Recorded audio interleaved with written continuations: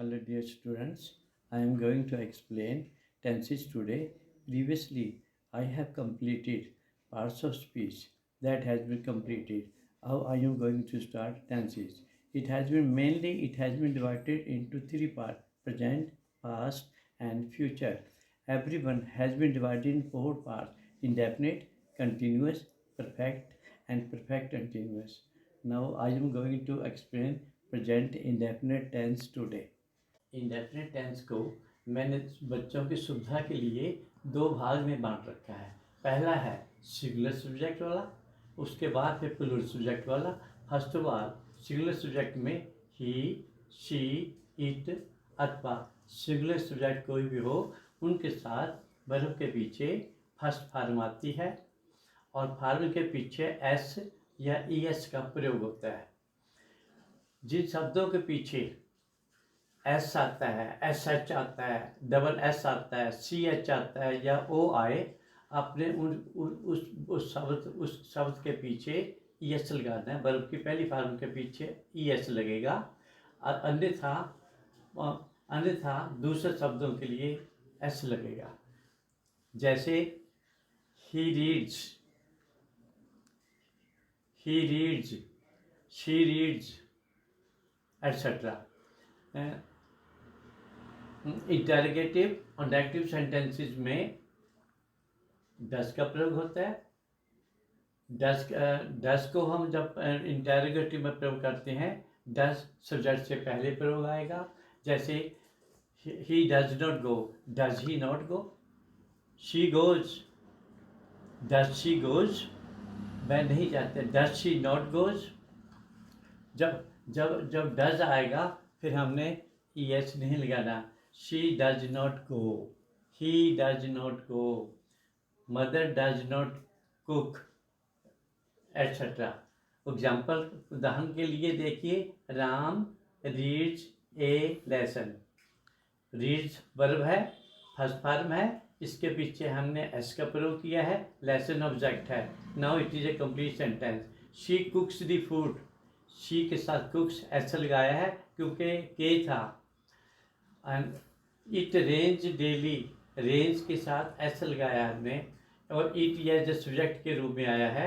Does it rain daily, क्या वर्षा हर रोज नहीं होती है। Does it rain daily, rain के बाद हमने एस नहीं लगाया क्योंकि एस पहले डज में आ चुका है। Similarly father goes to office daily, father goes to office daily, पिताजी हर रोज दफ्तर जाती हैं। यहाँ पर गोज ई एस क्यों आया, क्योंकि लास्ट में ओ था, गो का ओ था, इसके पीछे हमने गोज के साथ ई एस लगेगा, goes to office daily. Does father go to office daily, जब डज में एस लग चुका तो गो के पीछे नहीं लगेगा, ई एस पहले लग चुका, ये आपने ख्याल रखना। Does father go to office daily, last में we will have to mark sign of interrogation. He does not go to office, वह स्कूल नहीं, वह दफ्तर नहीं जाता है। ही डज नॉट गो, यहाँ गो के बाद ई एस नहीं लगा क्योंकि डू के डज के साथ ई एस आ चुका है। इसी प्रकार में हमने और भी सेंटेंस बना सकते हैं। बच्चा खेलता है, द चाइल्ड प्लेस। लड़का हंसता है, द चाइल्ड लाफ्स। वह गाना गाती है, शी सिंग्स ए सॉन्ग, वह गाना नहीं गाती है।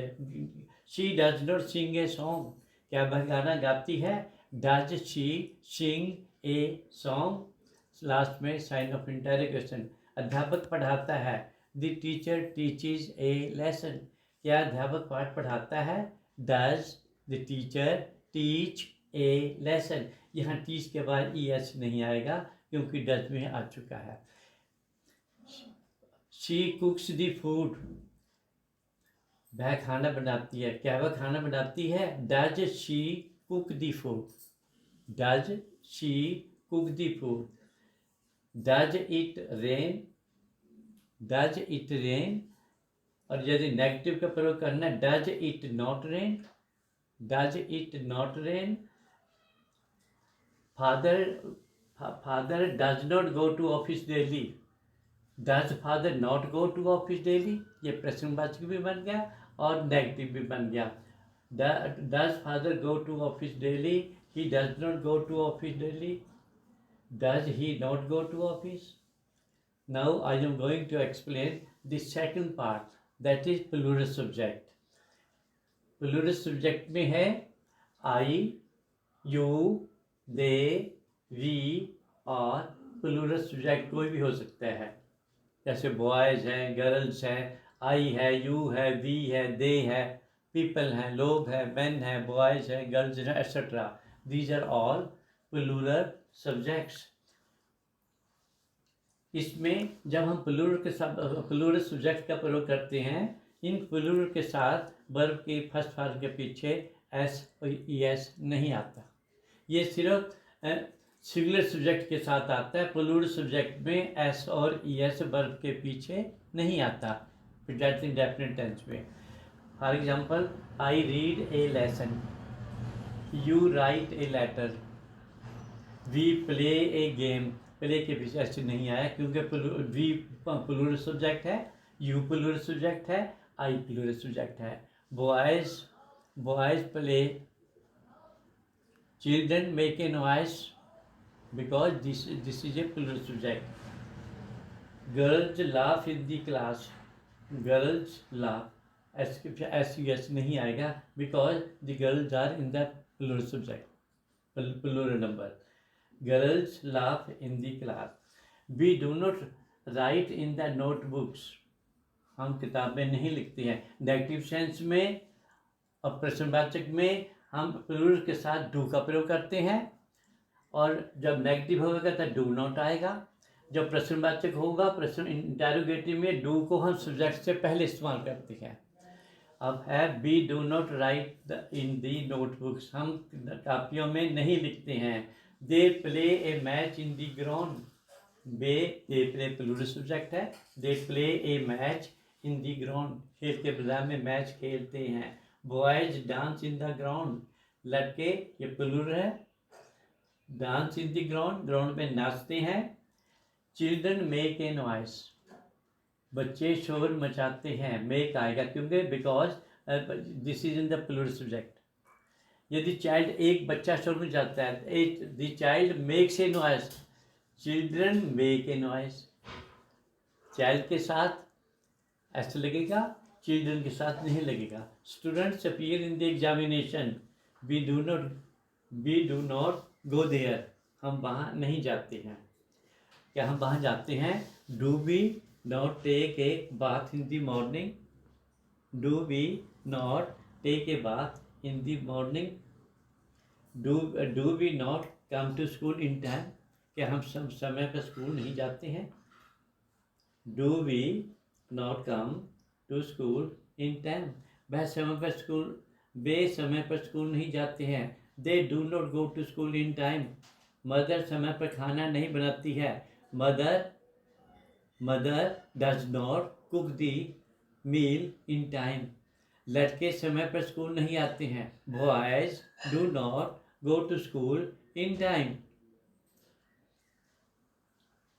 क्या तुम समय पर खाना खाते हो? Do you take your meal in time,